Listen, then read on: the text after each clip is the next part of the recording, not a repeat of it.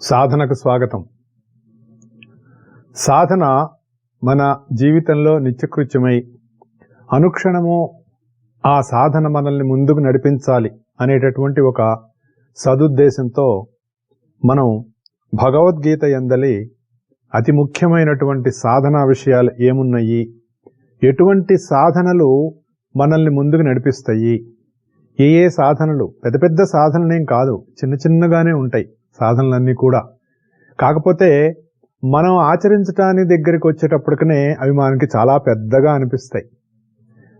కొండ అద్దమందు చిన్నదై కనిపించదా అన్నట్లుగా దూరం నుంచి చూస్తే అబ్బో అనిపిస్తుంది, అద్దంలోంచి చూస్తే చిన్నగా అనిపిస్తుంది అని మనకు ఒక సామెత ఉంది. అలాగే ఎప్పుడైతే మనం ఏదైనా ఒక మంచి దానిని ఆచరిద్దాం అనేటటువంటి ఒక సాధన మనం ఎప్పుడైతే మొదలు పెడతామో అది మనల్ని మెల్లిమెల్లిగా ముందుకు తీసుకెళ్తుంది. ఏం చేస్తాంలే అని కదలకుండా కూర్చున్న చోటే కనుక ఉంటే మనం ముందుకు వెళ్ళడానికి అవకాశం ఉండదు. ఎందుకంటే ఎంత గొప్ప ప్రయాణమైనా మొదటి అడుగుతోటే ప్రారంభం అవుతుంది అన్నారు. అలా మన మొదటి అడుగు మన సాధనలో వేసినప్పుడే అది మనల్ని అనంత ప్రయాణానికి దారి తీస్తుంది. సరే కసేపాకు చేద్దాంలే, రేపు చేద్దాంలే, ఎల్లుండి చేద్దాంలే, ఇంత చిన్న వయసులో ఈ సాధనలు ఏంటి, చిన్న వయసులోనే కనుక ఏ భగవద్గీత పుస్తకమో, భాగవతమో, రామాయణమో, పోని బైబిలో, పోని ఖురానో ఇలాంటివి ముట్టుకుంటే పెద్దవాళ్ళు చాలా బాధపడిపోయి వాడు ఏదో పాపం పాడైపోతున్నాడనే భావిస్తారు. అంటే మరి బైబిల్ సంగతి, ఖురాన్ సంగతి, వేరే మతస్థుల సంగతి నాకు తెలియదు, కానీ మన హిందూ మతంలో, సనాతన ధర్మంలో ఎవరైనా చిన్నపిల్లల్లో కనుక భగవద్గీత చదువుతుంటేనో, లేకపోతే ఇంకొకటి ఏదో చదువుతుంటేనో, మన ఇతిహాసాలను చదువుతుంటేనో, ఏమిటోనండి వీడు ఈ వయసులోనే ఇలా పాడైపోయాడు అని మాట్లాడుకునేటటువంటి తల్లిదండ్రులు కూడా ఉన్నారు, విన్నాం. కానీ ఇక్కడ గమనించాల్సింది ఏంటంటే వాడికి ఒక మంచి సద్బుద్ధి కలిగింది, తద్వారా వాడికి ఉన్నతి కలుగుతుంది అనేటటువంటి భావం ఎప్పుడైతే తల్లిదండ్రుల్లో వస్తుందో తల్లిదండ్రులకు కూడా శ్రద్ధ ఉన్నట్టుగా మనం గుర్తుపెట్టుకోవాలి. పిల్లలకు ఒక్కళ్ళకే శ్రద్ధ ఉంటే సరిపోదు, తల్లిదండ్రులకు కూడా శ్రద్ధ ఉండాలి. ఎందుకు శ్రద్ధ ఉండాలంటే ఒకవేళ పిల్లవాడికి దేని మీదైనా అటువంటి శ్రద్ధ కలుగుతూ, విశ్వాసం కలుగుతూ ముందుకు వెళ్ళాలి అని అనుకున్నప్పుడు దానికి తగినంత ప్రోత్సాహం కూడా వాళ్ళు ఇస్తూ ఉండాలి.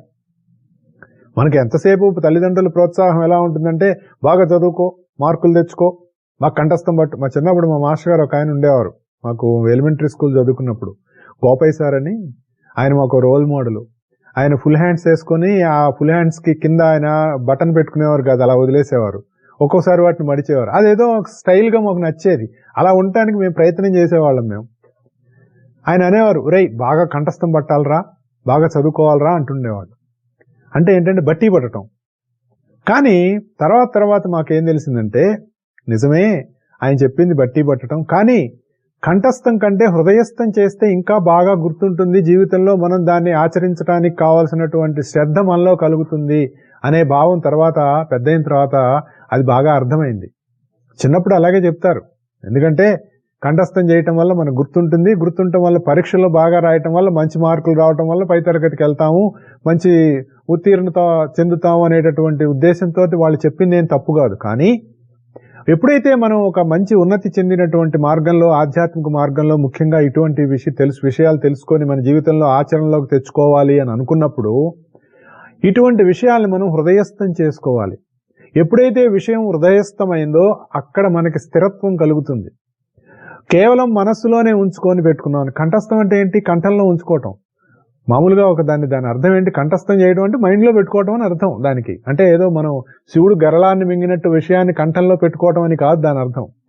మనస్సులో పెట్టుకోవాలి. కానీ మనశ్చాంచల్యం అని చెప్పాడు కదా కృష్ణుడు. మనోనిగ్రహం దుర్నిగ్రహం, మనసును కట్టేయలేవు, వాయువుని ఎలా బంధిస్తావో మనసును కూడా కట్టేయలేవు అని చెప్పాడు. ఎందుకంటే అది నిరంతరం చలిస్తూ ఉంటుంది. ఎందుకు చలిస్తుంది? దానికంటూ ప్రత్యేకమైన అస్తిత్వం ఎప్పుడు ఉంటుందంటే ఇంద్రియాల ద్వారా వస్తున్న విషయాన్ని సేకరించడానికి మాత్రమే. దీన్ని తీసుకెళ్లి వాడికి చెప్తుంది అనమాట, లోపల ఉన్న వాడికి. చూసావా దాన్ని అంటుంది. ఏడిసావా నోర్మై అని అన్నాడు అనుకోండి, కనపడదు వాడికి. మనం కొన్ని విషయాలు ఒక్కొక్కసారి కిటికీలోని చూస్తూనే ఉంటాం, ఎవరో వెళతారు, ఎవరు వెళ్ళారో మన మనసు గుర్తించదు. ఎందుకు గుర్తించదు?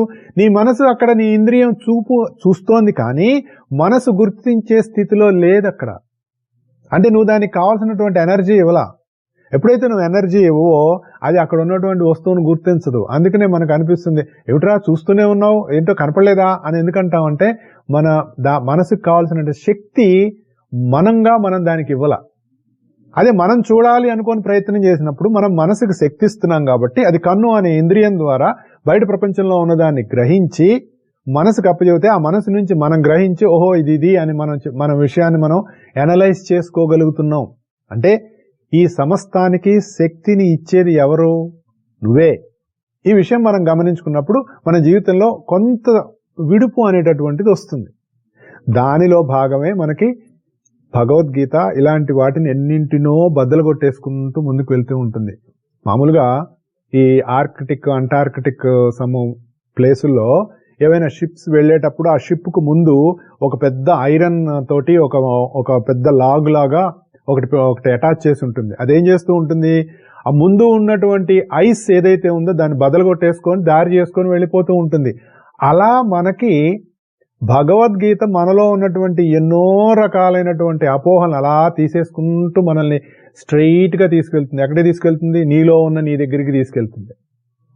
అంటే మనం నేను అని అనుకోవటానికి కారణమై ఉన్నటువంటి నేను దగ్గరికి తీసుకెళ్తుంది. అది భగవంతుడు ఇక్కడ మనకి రాజవిద్యా రాజగుహ్యం అనేటటువంటి ఈ మనం 9వ అధ్యాయంలోకి మనం ప్రవేశించాం. దానిలో ఎంతో ముఖ్యమైన విషయాలు చెప్తూ ఉన్నాడు. ఇది చాలా సీక్రెట్ అయినటువంటి విషయం, ఇది పవిత్రమైనటువంటి విషయం. నువ్వు ఈజీగా దీన్ని ధర్మాచరణతో కూడిని గనక నువ్వు అవలంబిస్తే నీకు సుఖం తగ్గుతుంది, చక్కటి అనుభూతి వస్తుంది అని చెప్పబోతూ అనేక రకాలైనటువంటి సాధనల గురించి చెప్తూ తర్వాత ఒక విషయం చెప్తాడు ఇక్కడ. అశ్రద్ధదానాః పురుష ధర్మస్యాస్య పరంతప అప్రాప్యమాం నివర్తంతే మృత్యు సంసార వర్త్మని అనేటటువంటి విషయం ఒకటి చెప్పాడండి ఇక్కడ. ఇది ఏమిటి సార్ నిజమా అని అనిపిస్తుంది. అశ్రద్ధదానాః అంటే ధర్మము యందు శ్రద్ధ లేనటువంటి వాళ్ళు, ఓ అర్జున, సంసారంలో పడి మృత్యు సంసారంలో పడి చావు మరణాలు ఈ జనన మరణాలు అనేటటువంటి ఒక చక్రంలో పడి తిరుగుతూ ఉంటారు అని చెప్తున్నాడండి. అశ్రద్ధదానాః దేని మీద? శ్రద్ధ గురించి మనం చెప్పుకున్నాం, అసూయ లేకుండా ఉండాలి అని చెప్పుకున్నాం. ఈ రెండిటితో పాటు ఏం చెప్తున్నాడు అంటే ధర్మము ఎడల శ్రద్ధ ఉండాలి అని చెప్తున్నాడు. ధర్మము యందు శ్రద్ధ లేనటువంటి జీవులు నన్ను పొందలేరు. మనం ఎక్కడేం చెప్పుకున్నాం? అసలు శ్రద్ధే లేకపోతే మనకు కుదరదని చెప్పుకున్నాం మనం గతంలో. ఇప్పుడు ఏం చెప్తున్నాడు? ఆ శ్రద్ధ దేని మీద ఉండాలంటే ధర్మము యందు ఉండాలని చెప్తున్నాడు. అదేంటి సార్, దైవం యందు అని చెప్పాలి కదా, భగవంతుడు మీద శ్రద్ధ ఉండాలి, నా యందు శ్రద్ధ ఉండాలి అని చెప్పుకుంటూ వస్తున్నాడు కదా, మళ్ళీ ఇక్కడ ధర్మం మీద శ్రద్ధ లేదు అని చెప్తున్నాడు ఏంటి సార్? ఏదో పెద్ద కన్ఫ్యూజన్ గా ఉందండి. ఏ కృష్ణుడు అంతా కన్ఫ్యూజ్ చేసేసాడు, అర్జునుడే కన్ఫ్యూజ్ అయ్యాడు, మనమెంత అనిపిస్తుంది. ఎందుకు అనిపిస్తుంది అంటే దానిలో ఉన్నటువంటి సూక్ష్మం మనం గ్రహించలేకపోవటం మూలాన. అసలు సృష్టిలో దైవం ఎలా ఉంటాడు? ధర్మంగా ఉంటాడు. అది గుర్తుపెట్టుకో. తాని ధర్మాన్ని ప్రథమాన్యాసన్ అని చెప్తుంది పురుష సూక్తం మనకి. సృష్టి ఏర్పడటానికి ముందు నుంచి ఉన్నటువంటి ధర్మాలు ఏవైతే ఉన్నాయో అవే సృష్టి ఏర్పడటానికి కారణం అవుతాయి. అవి సృష్టి రాగానే సృష్టిలోకి వస్తాయి. ఆ సృష్టిలోకి దైవం ధర్మంగా దిగి వస్తాడు.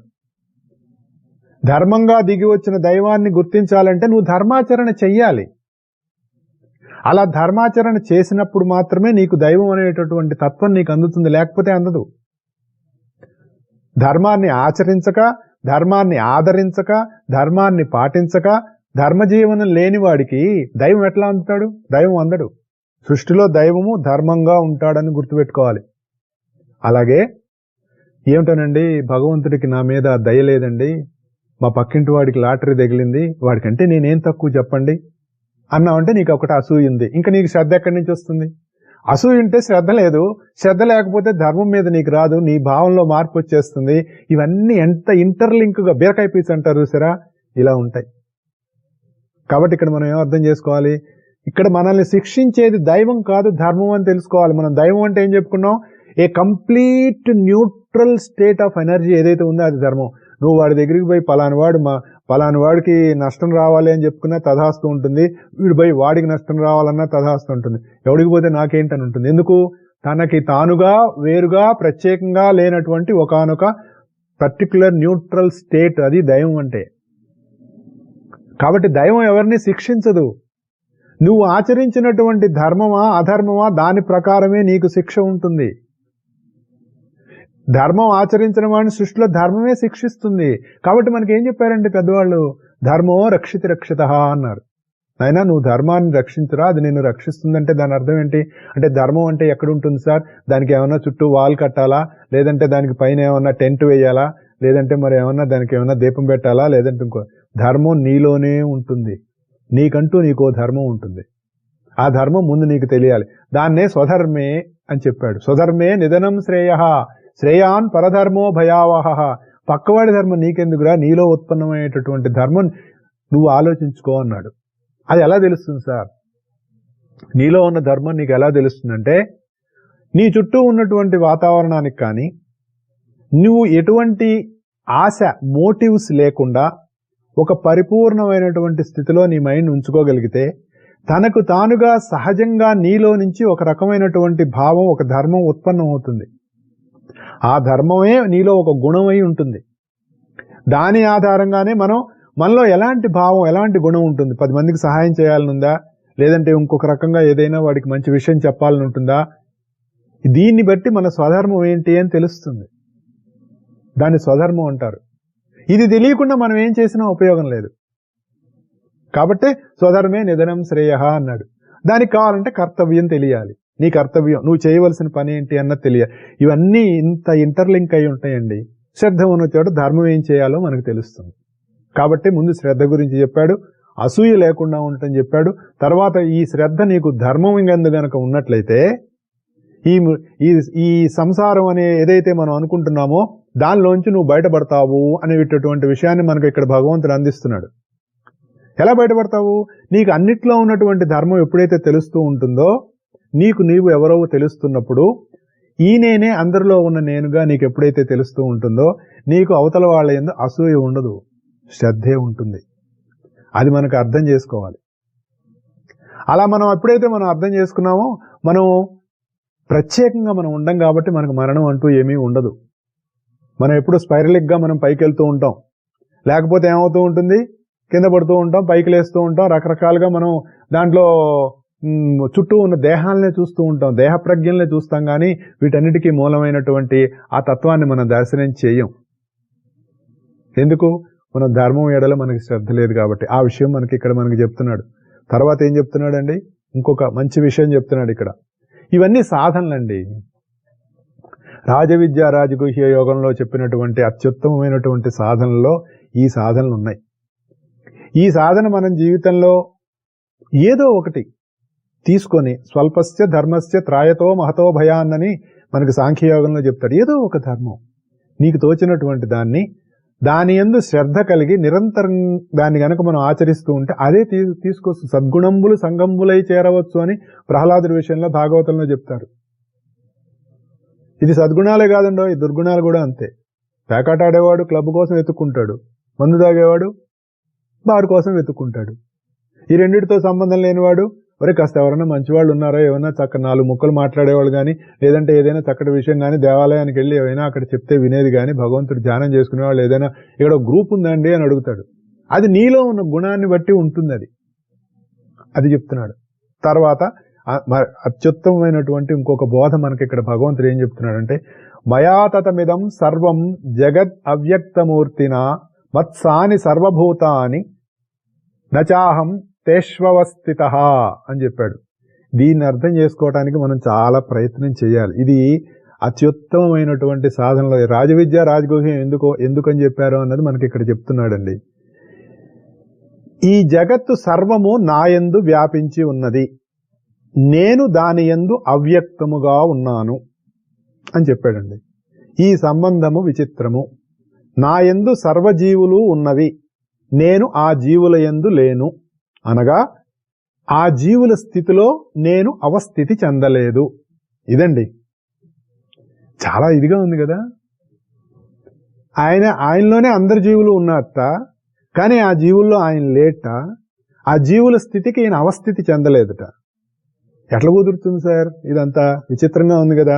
అందుకే సార్ భగవద్గీత చదువుకుంటే కన్ఫ్యూజన్గా ఉంటుంది, పక్కన పడేసాము, దానికంటే ఇంకోటి చదువుకోవడం బెటరు అని మాట్లాడిన వాళ్ళు కూడా ఉన్నారు.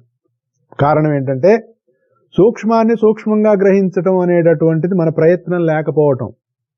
అందుకే ప్రతిదానికి ప్రయత్నం అనేటటువంటిది ఇంపార్టెంట్. ఎలా చెప్తున్నాడు? ఇప్పుడు మామూలుగా మనకి కుండ యందు మట్టి ఉంది. ఒక కుండ తయారు చేశారండి. దేంతో చేశారు? మట్టి. మనం అనుకుంటాం కుండ మట్టి కుండండి అంటాం. అట్లాగే ఒక్కొక్కటి మన అందరిలో కూడా జీవులు ఉన్నారు. ఇది మనం అర్థం చేసుకోవడానికి ప్రయత్నించాలి. అట్లాగే అన్ని కుండలలో కూడా మట్టి ఉంది. ప్రతి కుండలో మట్టి ఉన్నట్లే అన్ని కుండల్లో మట్టి ఉంది. అందరిలో ఒక్కొక్క కుండలో మట్టి ఉన్నట్టుగా ఒక్కొక్క దాంట్లో ఒక్కొక్కళ్ళు జీవుడు ఉన్నాడు. అన్ని కుండల్లోనూ మట్టే ఉన్నట్టు అందరి యందు బ్రహ్మ ఉన్నాడు. అంటే ఎట్లా ఉన్నాడు? వ్యాపించి ఉన్నాడు. కుండలో అన్ని 100 కుండలున్నా 1000 కుండలున్నా 1,00,000 కుండలున్నా అన్నిట్లో ఉన్నది మట్టే కాబట్టి ఆ మట్టితోటే ఈ కుండలన్నీ తయారు చేశారు కాబట్టి మట్టిలో కుండలున్నాయా? కుండల్లో మట్టి ఉందా? ఆలోచించండి ఒక్కసారి. అప్పుడు మనకు అర్థం అవుతుంది. నా యందు జీవులు ఉన్నారు, నేను జీవుల యందు లేను అంటే మనకి ఆ స్థితి ఏంటో మనకు అర్థం అవుతుంది. కుండలన్నీ ఉన్నాయి, అన్నీ మట్టితోనే చేసున్నాయి కదా. మట్టితో కుండలా, కుండల్లో మట్టా, ఇది అర్థం చేసుకోవాలి. అట్లా బ్రహ్మ ఉన్నాడు అని చెప్పాడు. బ్రహ్మం అంటే అన్నిటికంటే పెద్దవాడుగా మొత్తం సర్వం వ్యాపించి ఉన్నటువంటి దాన్ని అని అర్థం. అందరిలో వ్యాపించి ఉన్నాడని ప్రతి వ్యక్తి తెలుసుకోవటమే బ్రహ్మ విద్య. అదో పెద్ద బ్రహ్మ విద్య అండి. అంటే ఏమిటి? ఇంకొకటి మామూలుగా కొన్ని చదివినప్పుడు ఆయనకి బ్రహ్మ విద్యోపదేశం జరిగింది అని చెప్తారు. ఇదండి బ్రహ్మ విద్యోపదేశం అంటే. మయా తతమిదం సర్వం జగద్ అవ్యక్తమూర్తిన, ఇది బ్రహ్మ విద్య. అండర్లైన్ చేసుకోండి. మత్సాని సర్వభూతాని నచాహం తేష్వ అవస్థితః. ఇది బ్రహ్మ విద్యటండి. అంటే అందరిలో వ్యాపించి ఉన్నాడు బ్రహ్మము అనేటటువంటి ఒకానొక తత్వము సమస్త జగత్తు యందు వ్యాపించి ఉన్నది అని తెలుసుకునేటటువంటి సాధన ఏదైతే ఉందో అది బ్రహ్మ విద్యా సాధన.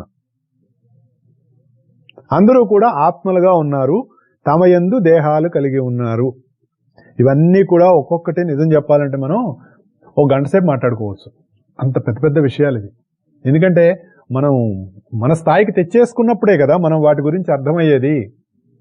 మనం పై స్థాయిలో కూర్చొని పండిత చర్చ కాదుగా మనం చేసేది, పామర చర్చ కూడా కాదండోయ్, మంది కిండర్ గార్డెన్ లెవెల్.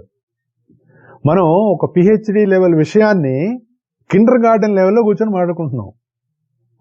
అప్పుడే కదా మనకు అర్థమయ్యేది, అప్పుడే కదా మనకు బాగా గుర్తుండేది, అప్పుడే కదా మనకి హృదయస్థమయ్యి మనం మన జీవితంలో ఆచరించటానికి ఆదరించటానికి కావలసినటువంటి ఆ గుర్తు మనకు లోపల ఉండేది. అందరం ఆత్మలుగా ఉండి మనలో దేహాలు కలిగి ఉన్నాం. ఇది నేను ఈ మధ్య ఏదో ఒక రీల్ చూస్తూ ఉంటే, నాకు కూడా ఉందిలేండి అలవాటు, చూస్తూ ఉంటే అందులో ఒక బై మిస్టేక్ నేను దాన్ని సేవ్ చేసుకోవాలి. అక్కడ ఏం చెప్తున్నానంటే సోల్ అనేటటువంటిది, అంటే ఆత్మ అనేటటువంటిది ఒక energy system. When the energy is condensed in the centre of the energy, that is called physical body అన్నాడు.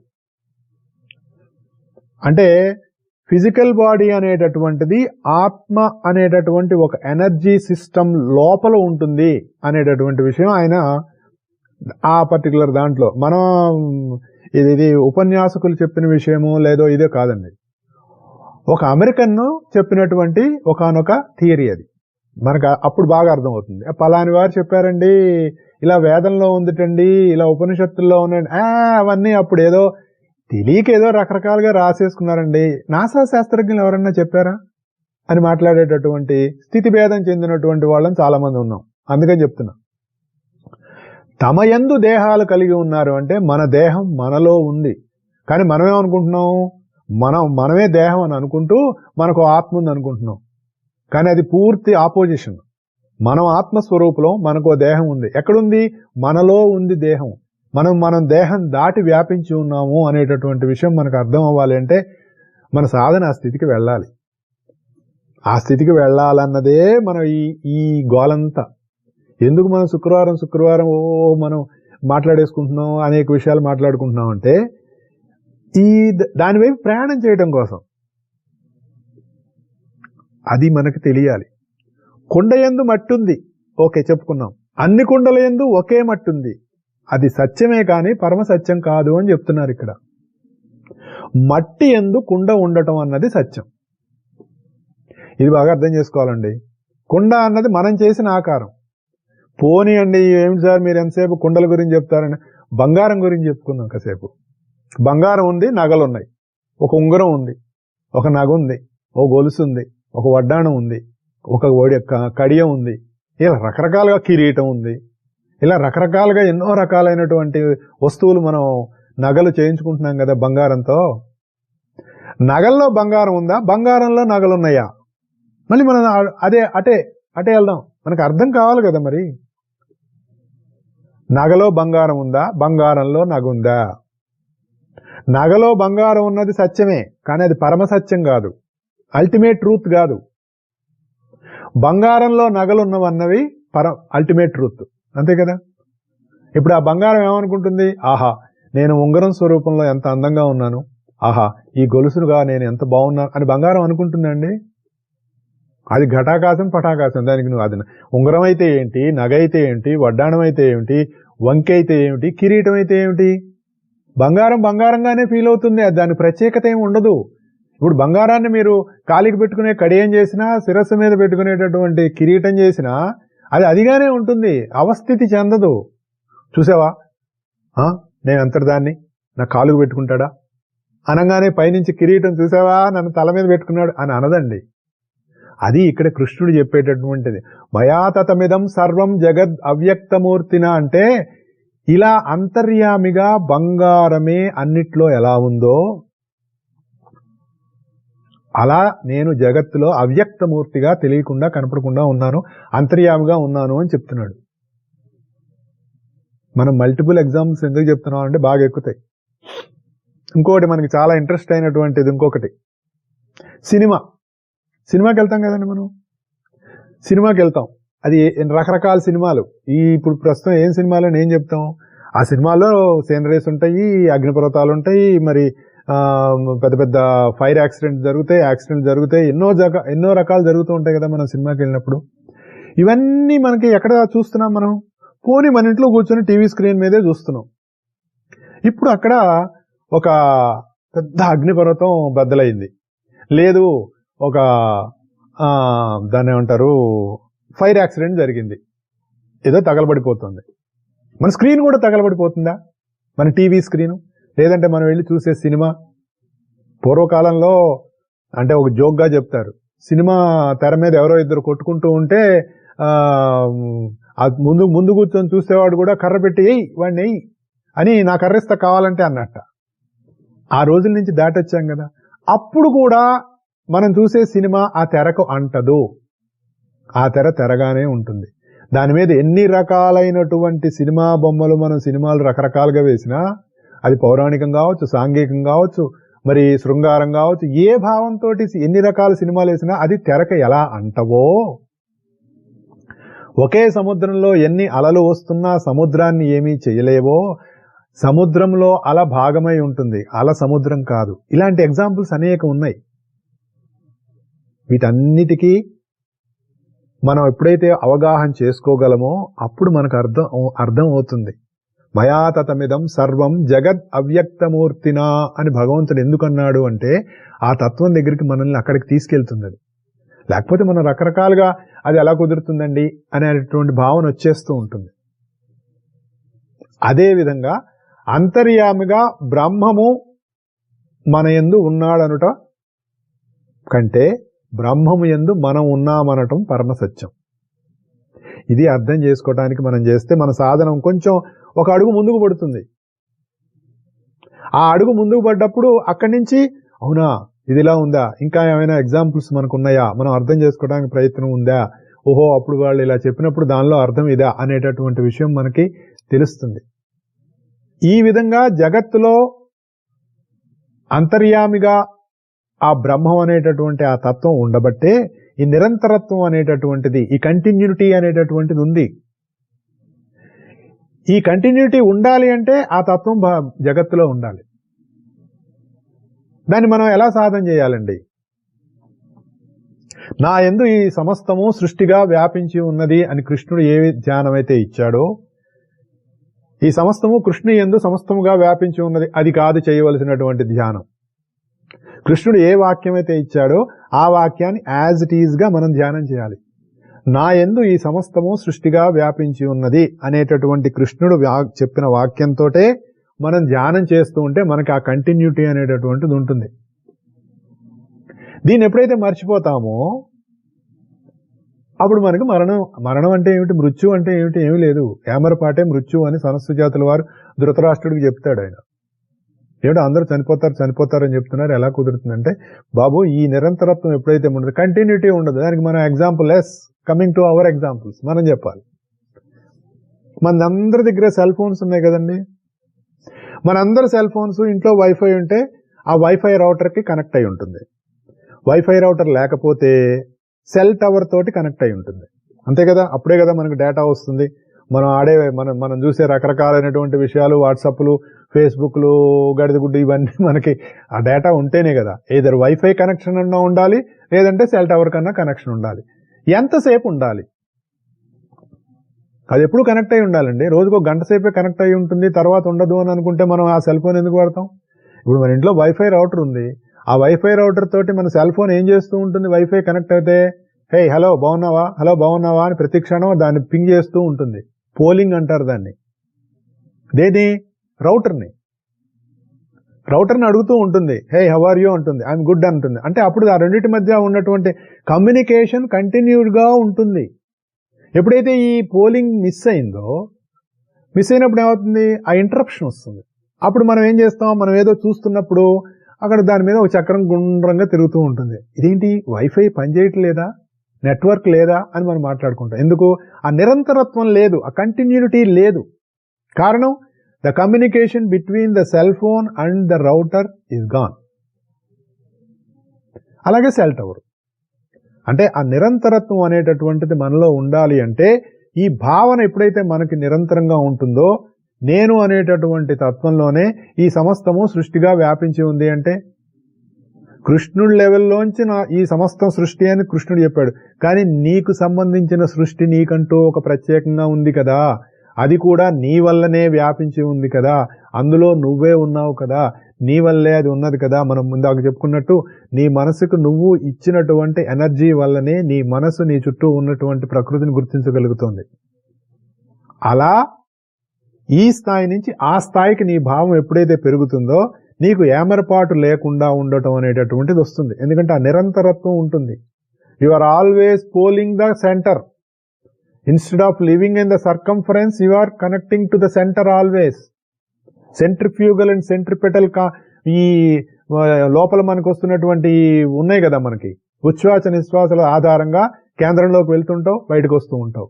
అందుకనే మనకి ధ్యానం అంటే శ్వాసన అనేటటువంటి దాన్ని లోపలికి బయటికి ఎలా వస్తుంది ఎందుకు చూడమంటారంటే, కేంద్రంలో ఉన్న నిన్ను వెళ్ళి ఎప్పుడు ఆల్వేస్ టచ్ చేస్తూ ఉంటావు. మనం శ్వాసను మర్చిపోయాం కాబట్టి ఈ ఏదో అనవసరంగా మర్చిపోయాడు, వీడికే కనుక నేను ఈ డ్యూటీ ఇచ్చినట్టయితే ఇప్పటికి ఎప్పుడో టపా కట్టేసేవాడని అదంతా ప్రకృతి తీసుకుంది ఆ డ్యూటీ. ఇన్ని ఉన్నాయండి. ఇట్లా ఏమరపాటు లేకపోవటాన్నే రాజవిద్య అని చెప్తారు మనకి.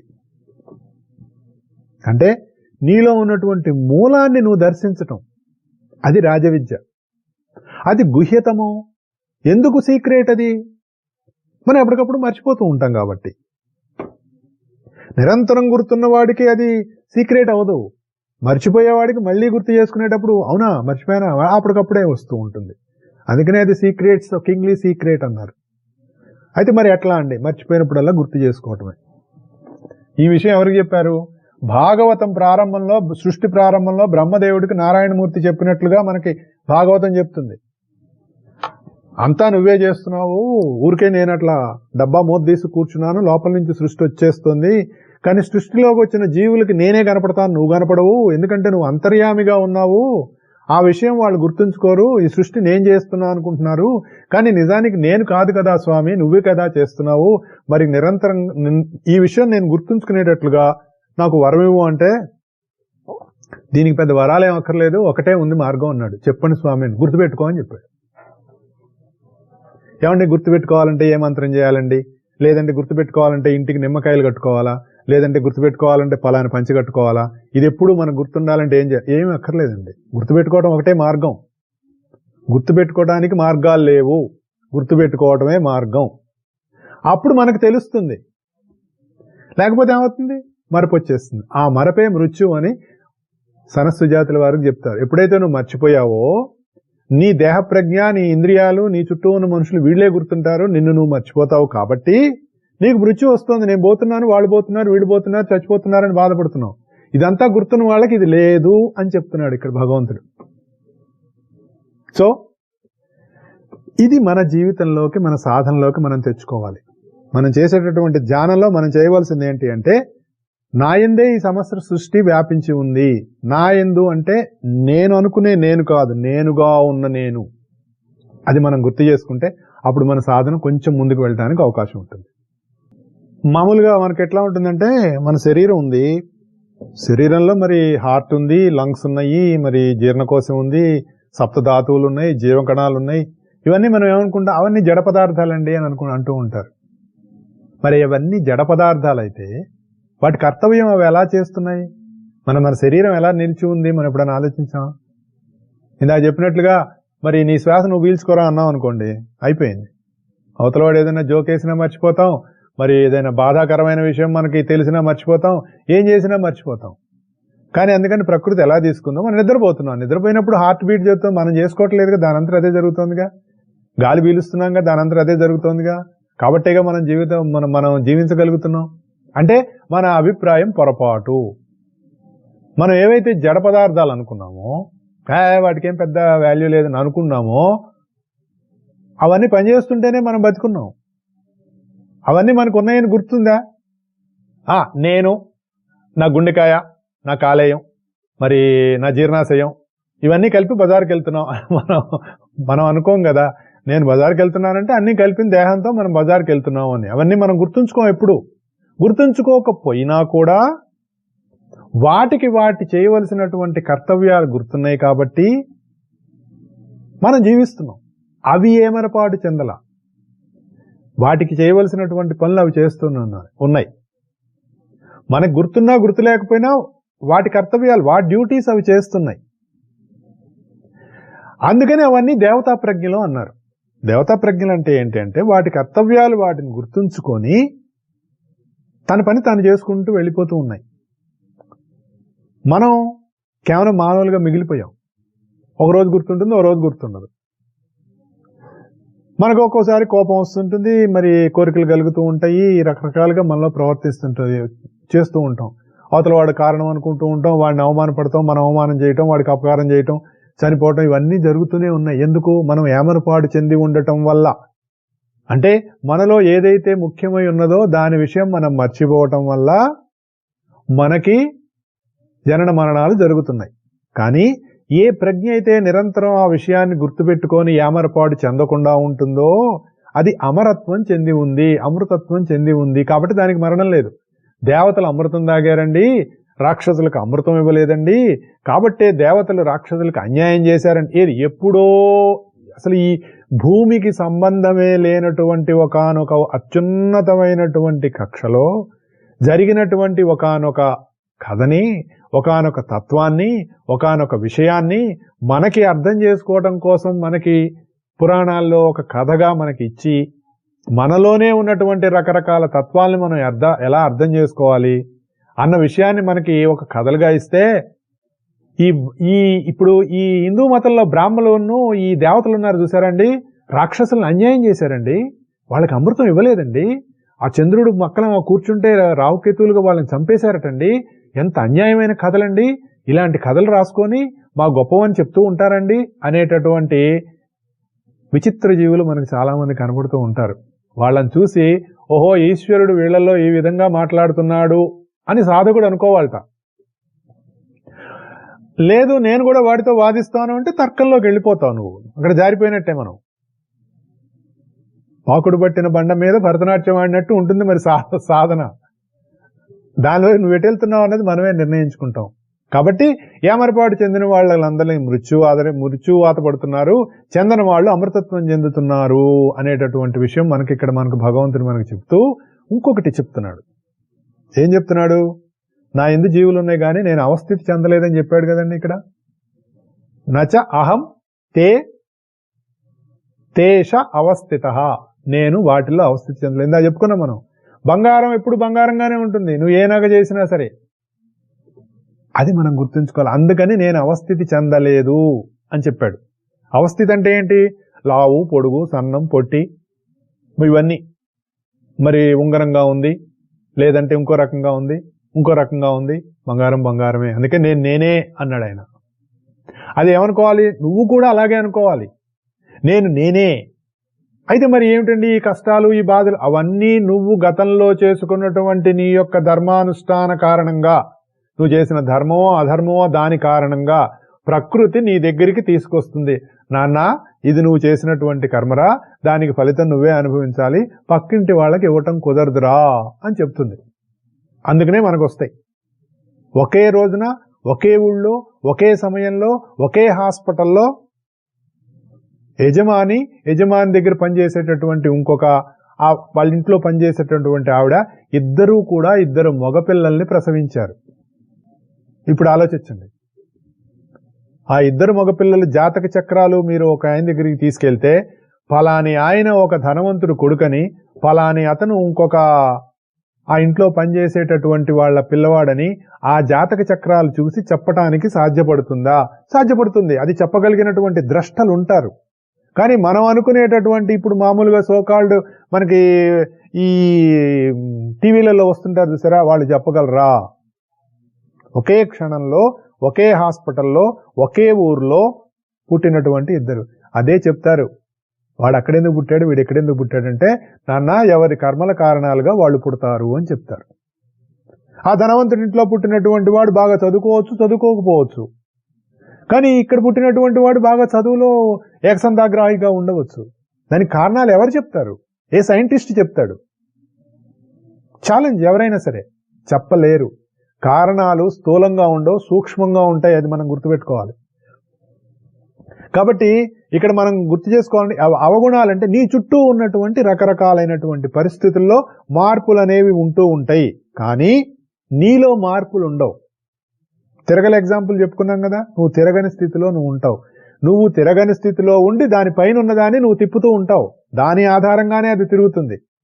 ఈ రెండిటికి మధ్యలో ఒక చీల ఏదో అంటారు, మరి దాన్ని నాకు కరెక్ట్గా పేరు తెలియదు. అది దాన్ని ఎక్కడ కడతారు? స్థిరంగా ఉన్నదానికే పెడతారు, స్థిరంగా లేని దానికి కాదు.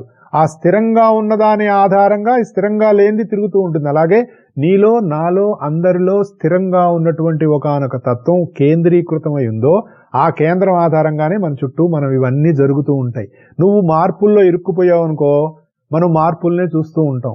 అంటే కిరీటంగానో, నా కాలికి పెట్టుకున్న దానిగానో, వేలుకు పెట్టుకున్న ఉంగరంగానో, మెడకేసుకున్నటువంటి గొలుసుగానో చూస్తూనే ఉంటాం. కానీ ఇన్నిటిలో ఉన్న బంగారాన్ని మనం చూడం. ఇవన్నీ అవగుణాలన్నమాట. అంటే అవస్థితి చెందిన దాన్నే చూస్తున్నాం, అవస్థితి చెందనక స్థిరంగా ఉందాన్ని మనం చూడట్లా. అందుకనే ఏమన్నాడు? నాయందే సర్వజీవులు ఉన్నాయి, కానీ నేను వాటి స్టేట్లో నేను లేను, నేను నా స్టేట్లోనే ఉన్నాను. I'm always in same state which is very stable. అవన్నీ నా బట్టే అక్కడ ఉన్నాయి. ఇది రాజవిద్యా రాజగుహ్యంలో చెప్పినటువంటి, అందుకనే రాజవిద్యా రాజగుహ్యం అనేటటువంటి దాన్ని హార్ట్ ఆఫ్ ద భగవద్గీత అని చెప్తారు. ఎన్ని ఎగ్జాంపుల్స్ అయినా మనం చెప్పుకోవచ్చు. బట్టలు ఉన్నాయండి, రకరకాల బట్టలు. ఈ రోజున ప్రపంచంలో ఎన్ని రకాల బట్టలు ఉన్నాయో, ఒకప్పుడు ఇన్ని లేవు. షాప్కి వెళ్ళారు, వీళ్ళ మనసులో ఏదో ఉంటుంది, ఆ షాప్కి వెళ్తారు, అక్కడ ఉన్న బట్టలన్నీ తీపిస్తారు, నచ్చదు. ఎందుకు? ఎక్కడో ఏదో ఒక చిన్న ఒక రంగు చొక్కో ఇంకొకటో ఉంటుంది మన మైండ్లో. నాకు చీర ఇలా ఉండాలని ఆడవాళ్ళకో, నాకు చొక్కా ఇలా ఉండాలనో వాడికి ఉంటుంది మనసులో. అక్కడికి వెళ్తాడు, ఇక దాన్ని ఎదుగుతాడు. బై మిస్టేక్ వీళ్ళు అనుకుంటున్నది ఎవరైనా ఇంకొక ఆవిడ కట్టుకొచ్చింది అనుకోండి, అర్రే నేను చూద్దాం అనుకున్న చీర ఈవిడ కట్టేసుకుందే, ఎక్కడ దొరికిందో కదా, అడగలేము, అడిగితే బాగోదు. లోపల నుంచి మనకు ఒక చిన్న అసూయ వచ్చేస్తుంది. అసూయ రాగానే శ్రద్ధ పోతుంది, శ్రద్ధ పోగానే ధర్మం ఏడల నీకున్న భావం మారిపోతుంది. అయిపోయింది, జారిపోయాం మనం. చెప్పాను కదా, పాకుడు పట్టిన దాని మీద, పాచి పెట్టిన దాని మీద భరతనాట్యం ఆడినట్టు ఉంటుంది. ఎంత జాగ్రత్తగా ఉండాలి. వాకింగ్ ఆన్ షార్ప్ ఎడ్జ్ అంటారు అందుకే. సో ఆ స్థితి మనకు ఎప్పుడు రాకుండా ఉండటం కోసం దాన్ని ఏం చేయాలి మనం? ఎప్పుడు నేనెవరు అనేటటువంటి దాంతో నిరంతరం పోలింగ్ అనేటటువంటి జరగాలి.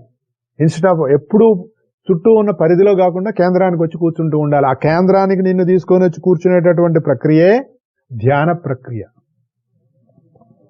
ఇందాక అనుకున్నట్టు ఈ అవలక్షణాలన్నీ కూడా మూలమైనటువంటి దానికి ఉండవు.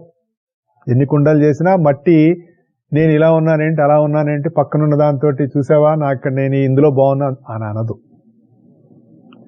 అయితే మనం అలా చూస్తాం కాబట్టి మనకి ఈ కామక్రోధాది గుణాలన్నీ కూడా అంటుతూ ఉంటాయి. అవి బై ప్రొడక్ట్స్ లో ఉండొద్దని చెప్తుంది మనకు భగవద్గీత.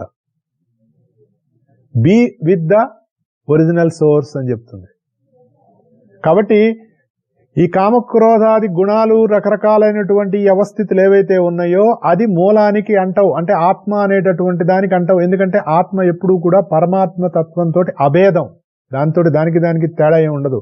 అది ఎప్పుడు మూలంతో ముడేసుకునే ఉంటుంది, మూలమే అదై ఉంటుంది.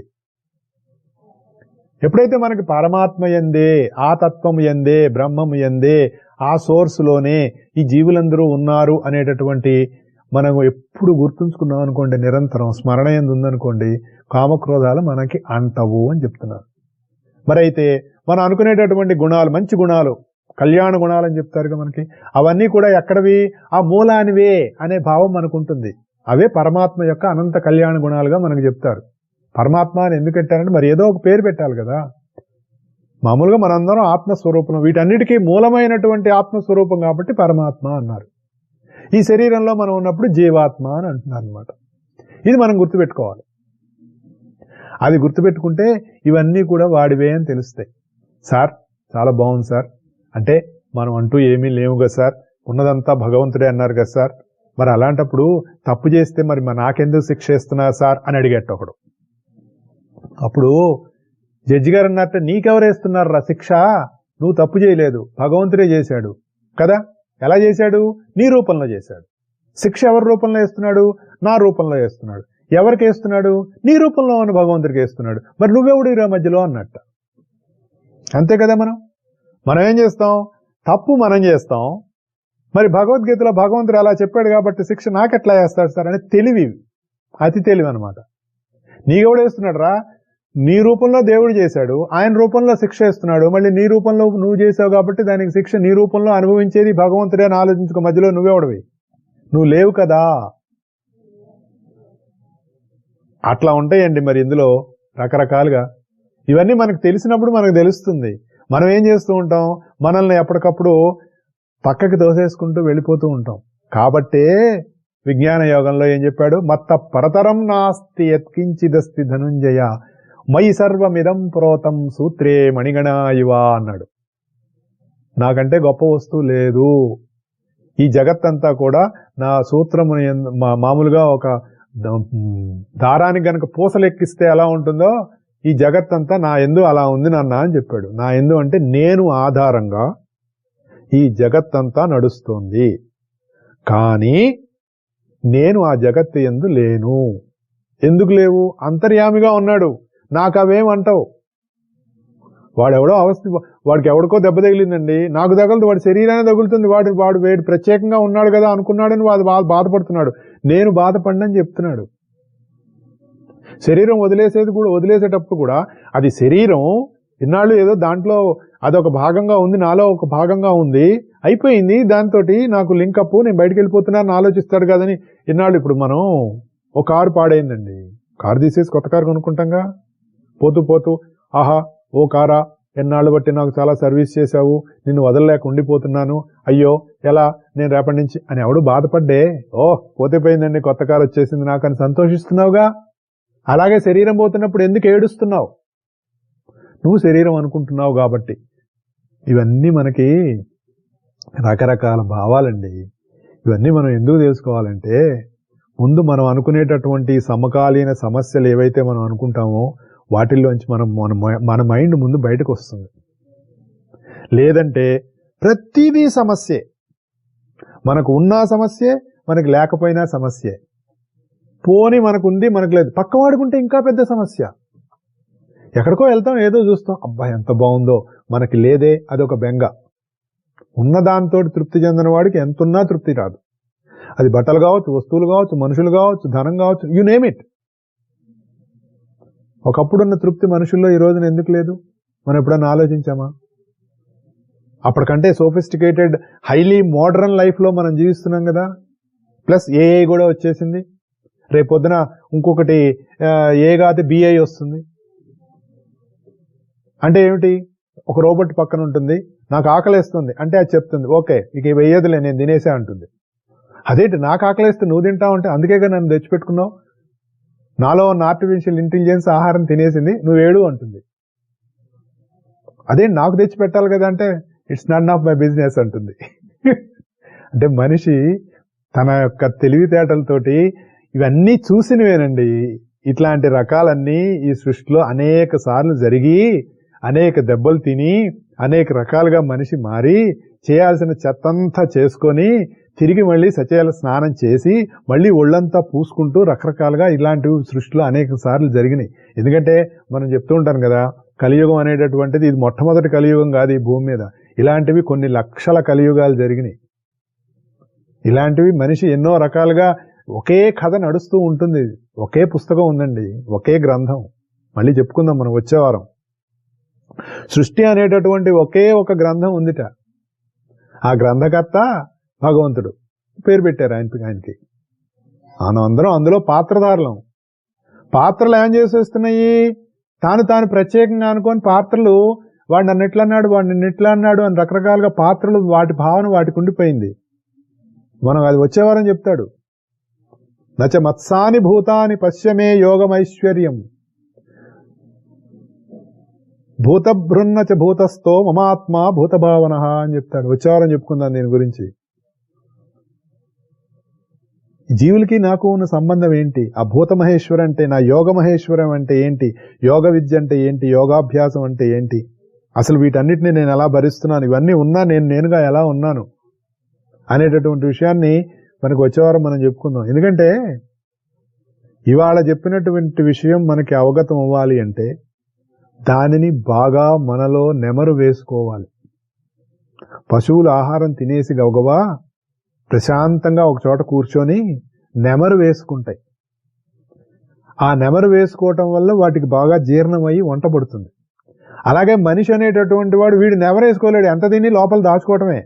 అజీర్తి పుట్టినా సరే ఆ లోపలే ఉంటుంది, వీడికి నెమరేసుకోవటం లేదు. కానీ నువ్వు నేర్చుకున్నటువంటి జ్ఞానము విద్య ఏదైతే ఉందో, నీ సాధనకి ఏది ఉపయోగపడుతుందో, ఏది నువ్వు సాధన చేయటం వల్ల నువ్వు సాధింపబడతావో సిద్ధింపబడతావో ఆ సాధనను నువ్వు నిరంతరం నెమరు వేసుకుంటూ ఉండాలి నీ మనస్సులో. అలా నువ్వు మననం చేసుకోవటం వల్ల ఇంకొకరితో మాట్లాడబుద్ధి కాదు, ఒక రకమైనటువంటి మౌనం వస్తుంది. మౌనం అంటే మాట్లాడకుండా ఉండటం కాదు, మానసిక మౌనం. మనస్సులో కూడా మాట్లాడకుండా ఉండటం అన్నది ఎప్పటికీ సాధ్యపడదు. కానీ నువ్వు నేర్చుకున్నటువంటి జ్ఞానాన్ని నీ మనసులో నెమరు వేసుకుంటూ ఆ జ్ఞానానికి మూలమైనటువంటి తత్వంతో నువ్వు ఎప్పుడైతే ముడివేసుకొని ఉన్నావో అప్పుడు ఆ నిరంతరత్వం నీలో అలా కొనసాగుతూ ఉంటుంది. సందర్భం వచ్చినప్పుడు దానిని నీ జీవితంలోకి ఆచరించి ఆదరించడానికి ఉపయోగపడుతుంది. అప్పుడు ధర్మనిష్టయందు నీ జీవితం కొనసాగుతుంది. అది లేకపోతే నీకు దైవం అందడు. మనం ఎన్ని పూజలు చేయండి, వ్రతాలు చేయండి, నోవులు చేయండి, మీ ఇష్టం. ప్రపంచంలో ఎన్ని రకాల పుస్తకాల నోవులన్నీ పూర్తి చేయండి, ది బెస్ట్గా చేయండి, ది గ్రేట్గా చేయండి, ది గుడ్గా చేయండి, ఎలాగైనా చేయండి. ధర్మనిష్టతో శ్రద్ధతో అసూయ లేకుండా నిరంతరత్వంతో ఎప్పుడైతే మనం ఉంటామో అప్పుడే దైవం అంతా, లేకపోతే అందడు. అది మనకి భగవద్గీత చెప్పేటటువంటి రాజవిద్యా రాజగుహ్య యోగంలో ఇచ్చినటువంటి అత్యుత్తమమైనటువంటి సాధనలో అది ఒకటి. అందుకనే రాజవిద్య అన్నారు, అందుకే అది బ్రహ్మ విద్య అన్నారు. నిరంతరత్వం దాంతో ముడిపెట్టుకొని ఉండటమే మూలం చేయాల్సింది, అందుకంటే వేరే ఏం లేదు. You are a cell phone, అది వైఫై రౌటర్. అయితే ఈ మధ్యలో మనకేమవుతుంది, వైర్లెస్ రౌటర్ కాకుండా కొన్ని వైర్డ్ రౌటర్స్ ఉంటాయి మనకి. అవి దేనికి కనెక్ట్ అయి ఉంటాయి, మన వాల్లో ఒక రౌటర్ పెట్టుకొని దానికి ఒక వైర్ ఉండి అది మెయిన్ ఎక్కడో కనెక్ట్ అయి ఉంటుంది. దానికి మన వైఫై రౌటర్కి మన సెల్ ఫోన్ రౌటర్కి మధ్యలో కనెక్షన్ పోవటానికి అవకాశం ఉంటుంది, మనం ఆ గదిలోకి ఈ గదిలోకి వెళ్ళటం వలన. కానీ ఏదైతే వైర్డ్ కనెక్షన్, ల్యాన్ కనెక్షన్ అంటాం, ఆ ల్యాన్ కనెక్షన్ ఏదైతే ఉందో అది నిరంతరం ఆ కేంద్రంతో కనెక్ట్ అయ్యే ఉంటుంది. అలాంటి వాళ్ళు గురువులు. నువ్వు వాళ్ళతోటి కనెక్ట్ అయి ఉంటే నీలో నిరంతరత్వం కూడా కొనసాగుతూ ఉంటుంది. అందుకే గురు శిష్య పరంపర అనేటటువంటిది మన సాంప్రదాయంలో దానికి పెద్దపీట వేశారు. గురువు దగ్గర నుంచి ఎందుకు నేర్చుకోవాలంటే ఆయన నిరంతరము ఆ కేంద్రంతో కనెక్ట్ అయి ఉంటాడు. నువ్వు ఈయనతోటి కనెక్ట్ అయి ఉంటే ఆయన కూడా నేను తీసుకెళ్లి ఆ కేంద్రంతో కనెక్ట్ చేస్తాడు. ఎక్కడుంది ఆ కేంద్రం? ఆయనలో లేదు, నీలోనే ఉంది.